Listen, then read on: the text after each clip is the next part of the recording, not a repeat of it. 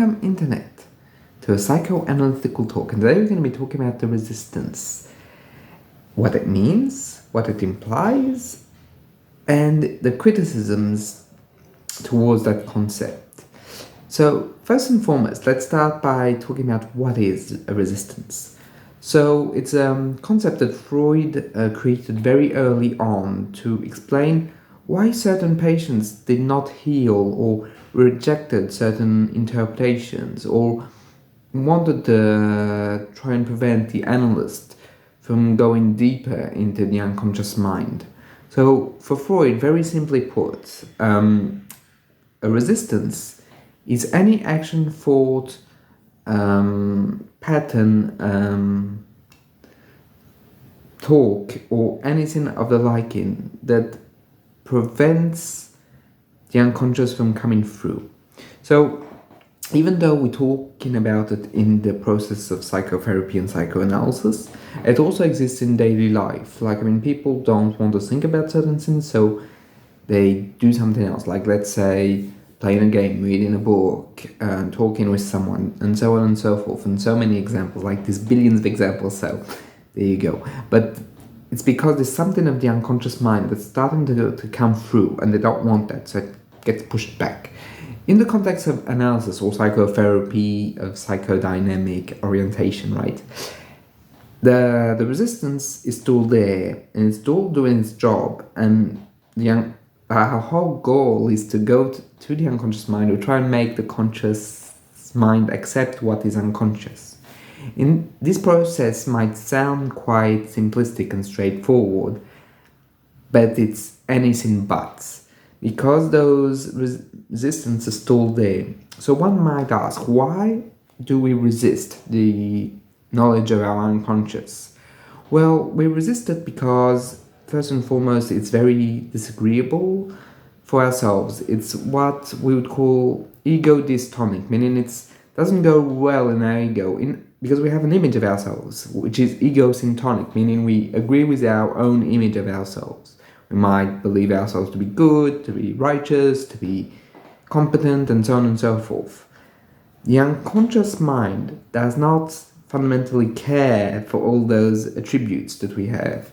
It has its own version of our image, and that version of our image is distasteful to our conscious minds for a myriad of reasons, and it can really be a myriad of reasons. For Freud, it's going to be more about the intrapsychic conflicts, the incestuous wishes, the unconscious will to destroy, and so on and so forth. And for other authors, it's like, for example, Freudian, it's going to be more based on dependency and not wanting to relieve trauma, and so on and so forth. So here there's a lot, and I'm going to speak very broadly of everything, or not so much, no, about basically everything that we put into, and the unconscious mind is its own system apart. However, this own system wants to get through there, wants to push us through. What prevents it from happening is that the resistance are the inverse. They push them back, push them right back in.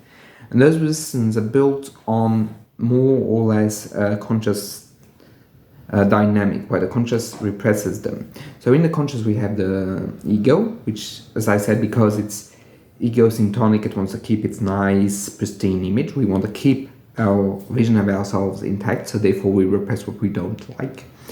And here I'm using repression more in a common sense rather than Freud's sense of what the word meant. And there is the superego, which is even more severe and is going to push and create a paradigm in which the ego is pressured by the superego. So we have the two basically instances that are going to, of all their force, trying to maintain it in the unconscious mind. And that's why it becomes problematic in analysis, because the resistance is going to impede the work of the therapist and of the patient within the fact of discovering the unconscious mind and being able to make something of that unconscious knowledge. And that unconscious knowledge, which is there but unable to be accessed, has to be brought to light in a very specific way. That's why psychoanalysis is so wrong. It's because you can't just like say, there's your issue, that's where we are, that's what we need to do. No, a resistance, and I think that's something very important, and even Freud understood this, that the resistance is something to be respected, because it's how the patient developed. Remember, we all repress our urges, our drives, be it the libidinal drive or the death drive. We push them down, repress them as hard as we can. And that's a whole progress of civilization, is that we have been able to maintain a unity of the ego in a way. But that unity comes at a cost. But one must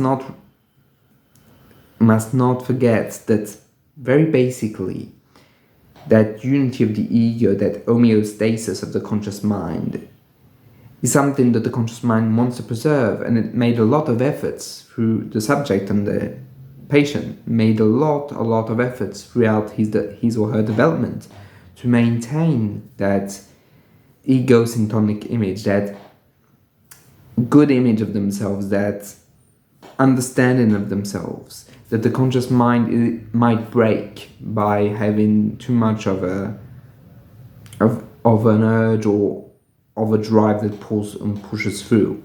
So, in a very simple way, the resistance is something that's not easy, and it cannot be broken or bent.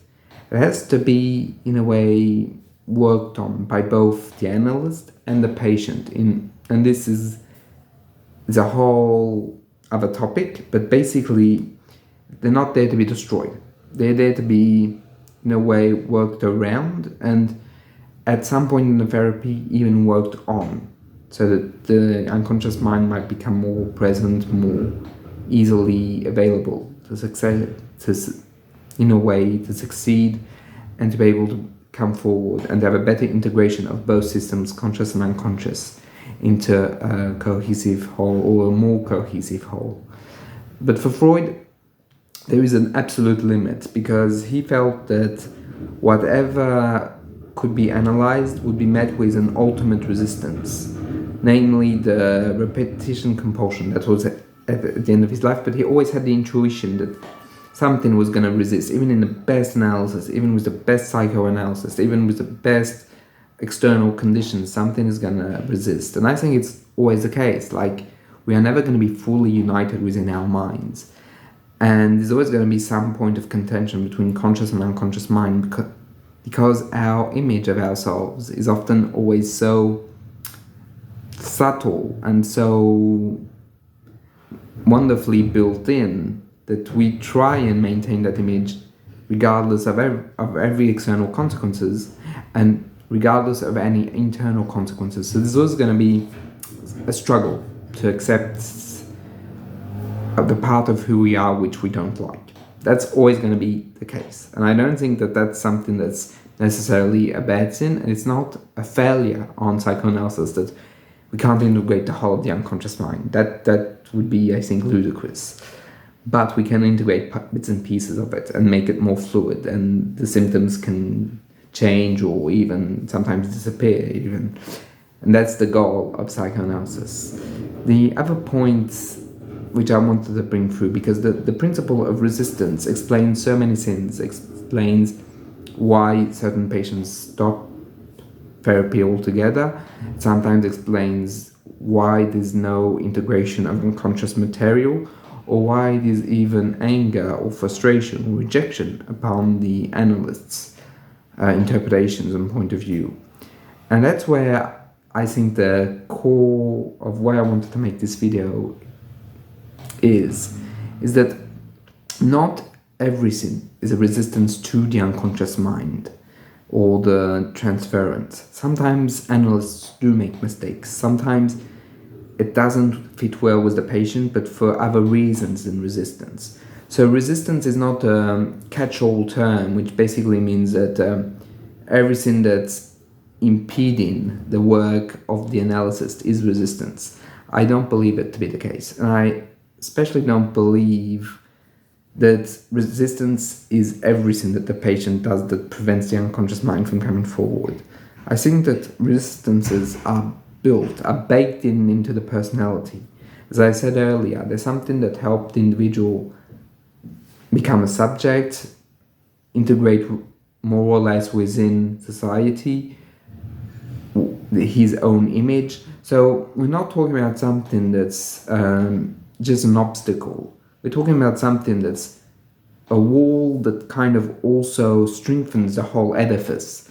So breaking down that wall is incredibly reckless and dangerous, if it can ever be done, because the resistance is going to be so grand, the pushback is going to be so grand.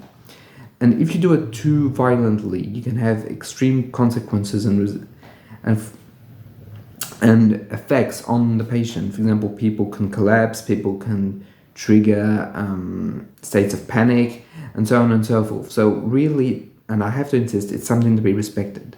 There's also a lot of criticism on the behalf of the other fields, mainly science, but not only science. That's so easy. As soon as that doesn't go your way, you're just going to call out a resistance, and therefore you never lose in a way. It's like, if I'm right, my theory is justified, and if I'm wrong, the theory is not wrong. It's the patient that has a problem and can't accept his urges, his beliefs, or his ideas within the unconscious mind. So it's a win-win situation, and resistance makes it impossible to verify any theory. So very simply, I need to address that because I've seen it time and time and time again. It's not the case. Resistance is very palpable when you're working with people. Human beings are not machines, and we are not, how can I say, going to use that in an act of bad faith, right? It's palpable because some patients, for example, when you're going to talk about something, you're going to see that some patients are going to try and change topics at certain points. They're going to try and laugh it away, or banalize it, or trivialize what you're saying or what they're saying. They might sometimes even try and attack you, you as a person or you as a therapist, when you browse certain topics. Not necessarily like going in full deep, right? But just like asking a question, and they're going to start becoming defensive. And I don't think in those cases one could honestly say, well, there's nothing there. I think if people get emotional, is that there's something. That the emotion is so hard to integrate within the conscious mind that they have to push it back. And that's a resistance. And resistance are not inherently bad. That's something I also think needs to be said. But it's not about winning every time. Saying it's a resistance is not saying, well, I didn't go as far as I wanted to, or he didn't back down and gave in into my theory, thus for he's resistant. That's not it. A patient can very well say, I disagree with you and I think you're on the wrong path, and that's not a resistance. It might be completely accurate, and that's something very important, that the patient is the one that knows. But I also believe that the patient can identify his resistance, like saying, maybe there's something there, maybe I'm not ready to talk about it, and that's okay.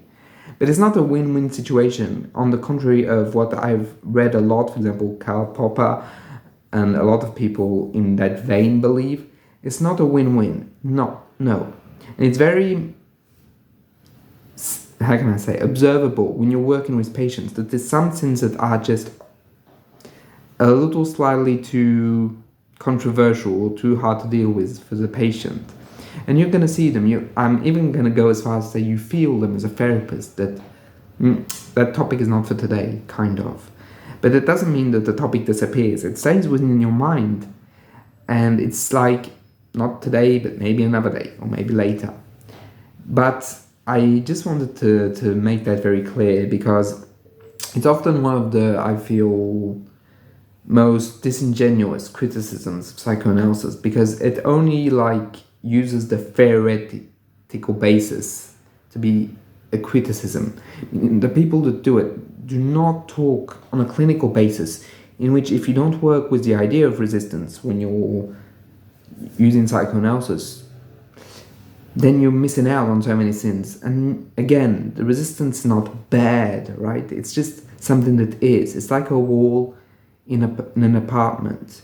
you don't want to break that wall, right? Especially if it's structuring everything else. But you also need to go in the other room, so therefore you need to do something creative. Create a door, or try to open the window, or whatever comes into your mind at this point. That's the principle of resistance. It's something to be respected, but it's also something that needs to be worked on. And it's not an easy win for psychoanalysis. On the contrary, it's a difficult, hard, and often risky process. But it's worth it, because that's how the therapy can really go further beyond. And here I talked about mainly the resistance of the patient, but I also should mention before I end this video of the resistance of the therapist, because that's also something that I don't think is talked about enough.